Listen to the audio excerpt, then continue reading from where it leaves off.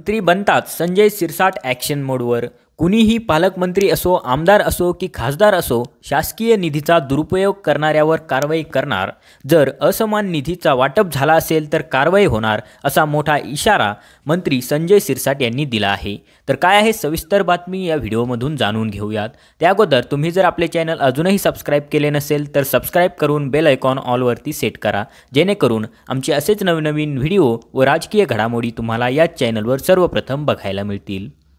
महायुती सरकारच्या मंत्रिमंडळात शिवसेनेचे आमदार संजय शिरसाट यांची वर्णी लागली आहे. संजय शिरसाट हे गेल्या 2.5 वर्षापासून मंत्रिपदासाठी आग्रही होते, पण त्यांना मंत्रिपदाची संधी गेल्या 2.5 वर्षात मिळाली नाही. पण आता राज्यात महायुतीला प्रचंड बहुमतांनी विजय मिळाल्यानंतर संजय शिरसाट यांची मंत्रिपदी वर्णी लागली आहे. तसेच खातेवाटप देखील संजय शिरसाट यांना चांगलं खातं मिळालं आहे. यानंतर आता संजय शिरसाट यांची पहिली प्रतिक्रिया समोर आली आहे. संजय शिरसाट मंत्री झाल्यानंतर आता काय काय कामे करणार याबाबत त्यांनी महत्त्वाची प्रतिक्रिया दिली आहे. उपमुख्यमंत्री एकनाथ शिंदे यांनी माझ्यावर नवी जबाबदारी टाकली आहे, मला सामाजिक न्याय खात्याची जबाबदारी दिली आहे, अशी प्रतिक्रिया संजय शिरसाट यांनी दिली आहे.